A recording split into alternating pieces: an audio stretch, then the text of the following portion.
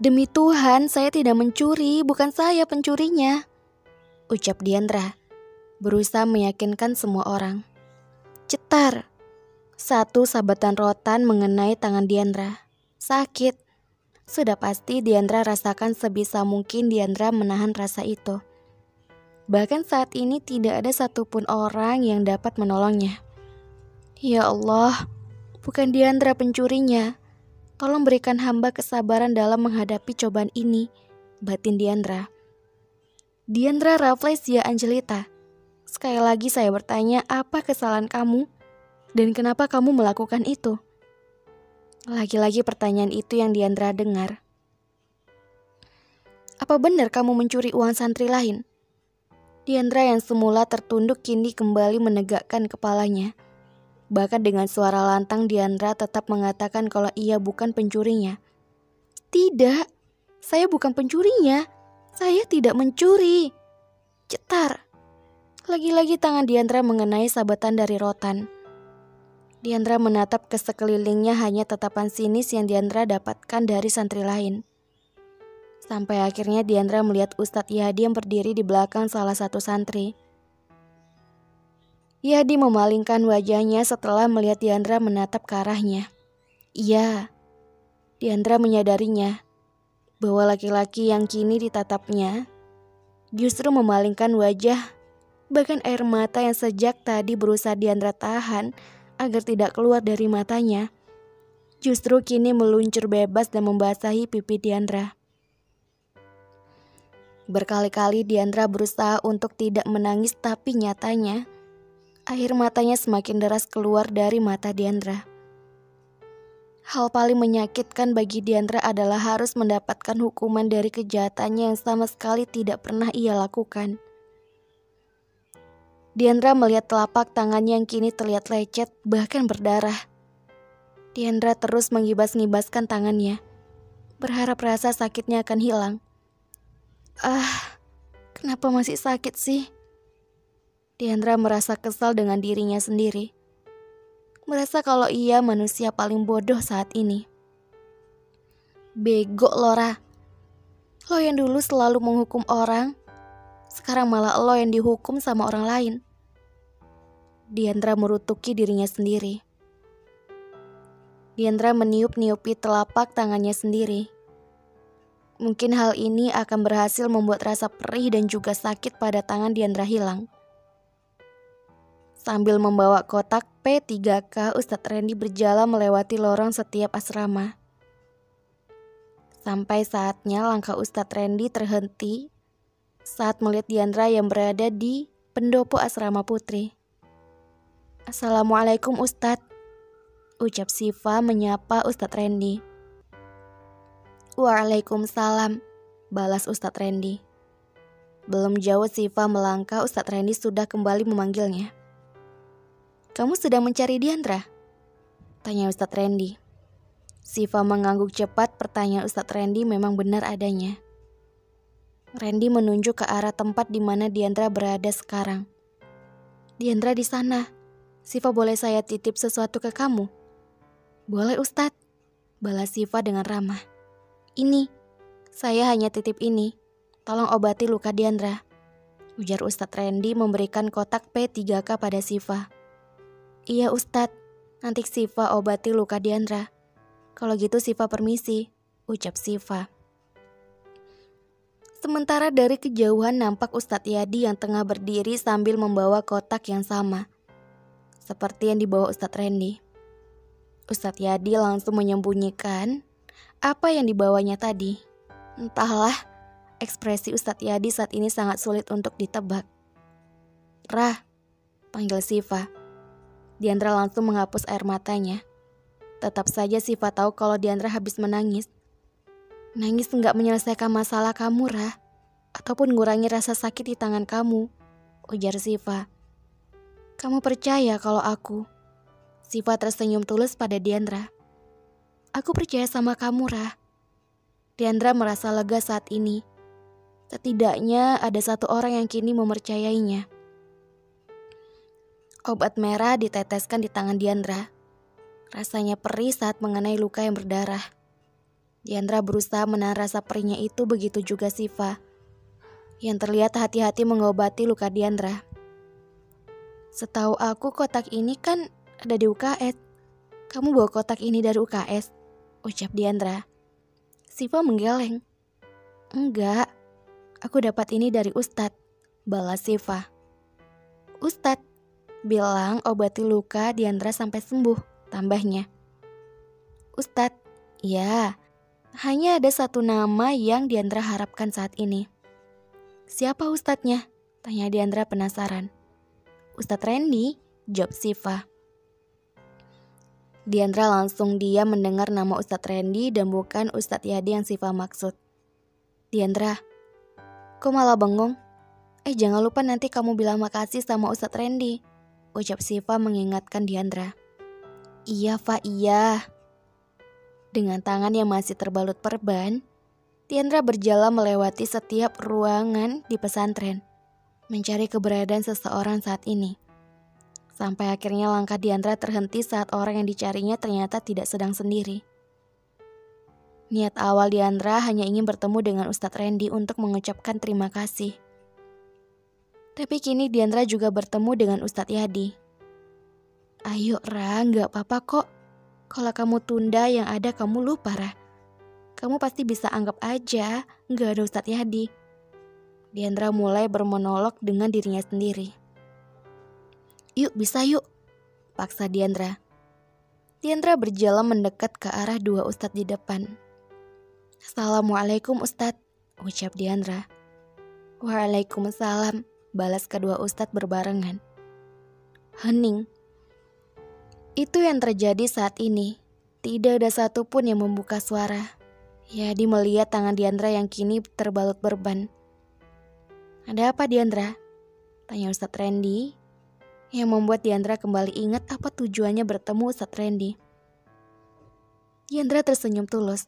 Makasih ya Ustadz, karena Ustadz tangan Diandra bisa diobati, ucapnya. Iya sama-sama, balas Ustadz Randy. Diandra menatap ke arah Ustadz Yadi, sementara orang yang Diandra tatap justru terlihat biasa saja. Ustadz Yadi gak mau ngomong sesuatu gitu? Atau ngomong semoga cepat sembuh Diandra? Dasar Ustadz datar, batin Diandra. Yadi, saya tinggal sebentar nanti saya kesini lagi, ucap Ustadz Randy. Assalamualaikum. Waalaikumsalam, balas Diandra dan Ustadz Yadi. Merasa apa yang menjadi tujuannya sudah selesai, Diandra berniat untuk kembali ke asrama. Kalau gitu saya permisi Ustadz, ucap Diandra. Baru saja ingin melangkah pergi, suara Ustadz Yadi terdengar dan kembali menghentikan niat Diandra. Iya Ustadz. Syafakila syifan ajilan. Syifan la yuda diru ba'dahu sakomen, ucap Ustadz Yadi. Artinya apa Ustadz? Tanya Diandra. Semoga Allah menyembuhkanmu secepatnya dengan kesembuhan yang tidak sakit selepasnya, jelas Ustadz Yadi. Diandra tersenyum lepas setelah mengetahui arti dari doa yang diucapkan oleh Ustadz Yadi. Amin, balas Diandra. Diandra menghentikan langkahnya, menoleh kembali ke belakang, maksud hati hanya ingin melihat kepergian Ustadz Yadi. Tapi ternyata hal yang sama juga dilakukan Ustadz Yadi. Tidak hanya itu, tanpa Diandra sangka sebelumnya, Ustadz Yadi tersenyum untuk pertama kalinya pada Diandra. Meskipun hanya sebentar, tapi Diandra cukup senang melihat itu. Masya Allah, nikmat mana lagi yang engkau dustakan? Gumam Diandra sambil cengingisan bahagia. Diandra kenapa? Suara Ustadz Yadi berhasil menyadarkan Diandra. Entah kenapa otak Diandra mendadak blank saat Ustadz Yadi bertanya. Emang Diandra kenapa? Diandra merutuki dirinya sendiri. Diandra tidak suka saat seperti ini, apalagi saat di hadapan Ustadz Yadi. Ditanya malah balik bertanya lagi. Ustadz Yadi mengusap wajahnya melihat kelakuan Diandra saat ini. Ustadz Yadi mengusap wajahnya melihat kelakuan Diandra saat ini. Astagfirullahaladzim. Diandra, saya bertanya dengan kamu. Kenapa kamu balik bertanya dengan saya? Ucap Ustadz Yadi. Diandra manggut-manggut tanpa dosa. tidak memikirkan orang yang di hadapannya. "Oh, nggak apa-apa," balas Diandra santai. Ia tidak habis pikir dengan salah satu santriwatinya ini. "Ustadz katanya senyum itu ibadah kan?" tanya Diandra. "Iya," balas Yadi. "Oh, berarti Ustadz Yadi nggak dapat pahala dong?" Yadi bingung dengan perkataan Diandra. "Kenapa bisa gitu?" "Bisa dong. Coba sekarang Ustadz senyum yang tulus," ucap Diandra yang langsung diikuti Yadi. "Nah, gini kan makin Diandra menghentikan ucapannya sendiri. Sementara Ustadz Yadi justru terlihat penasaran dengan ucapan Diandra. Kan kalau gini jadi nggak kelihatan galak. Dan senyum itu juga ibadah kan? Ustadz juga dapat pahala dari satu senyum Ustadz. Selain itu, Diandra juga suka lihat senyum Ustadz, batin Diandra. Malam ini pertemuan dua keluarga kembali diadakan, antara keluarga Ustazah Alia dan juga keluarga Ustadz Yadi. Pertemuan dua keluarga ini tidak lain untuk membahas tentang pernikahan antara Ustadz Yadi dan juga Ustazah Alia. "Saya ingin pernikahan ini segera terjadi. Saya tidak mau timbul fitnah nantinya," ucap Isa, orang tua Ustazah Alia.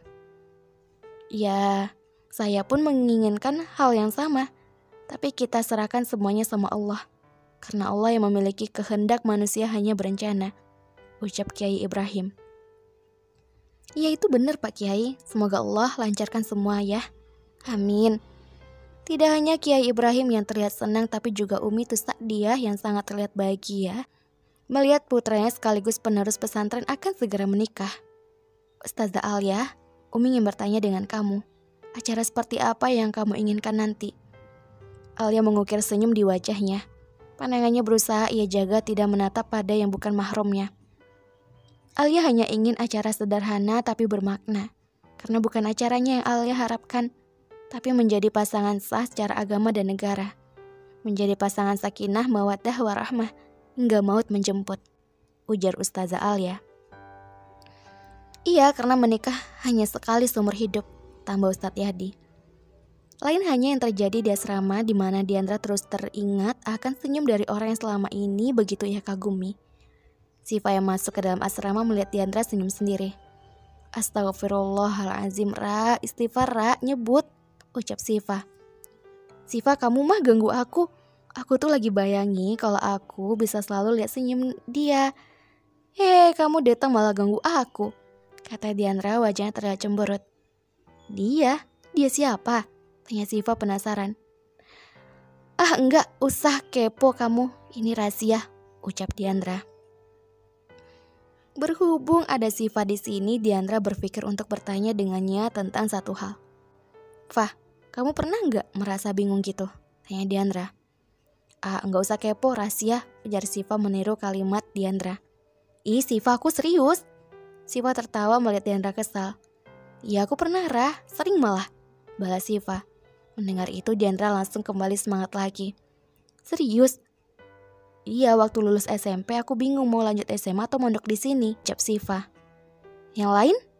"Oh ya, aku juga pernah bingung waktu aku dipilih untuk ikut lomba MTQ waktu itu. Aku bingung antara lanjut atau mengundurkan diri." Diandra mendengus kesal. "Bukan itu, Fah, tapi yang lain," ujar Diandra. "Apa ya?" Siva malah bingung saat Diandra meminta hal lain dari yang dimaksud. Mana pernah Siva bingung selain dari kedua ceritanya tadi? "Yang lain, Fah, ya kayak soal perasaan kamu gitu. Misal kamu suka sama salah satu santri."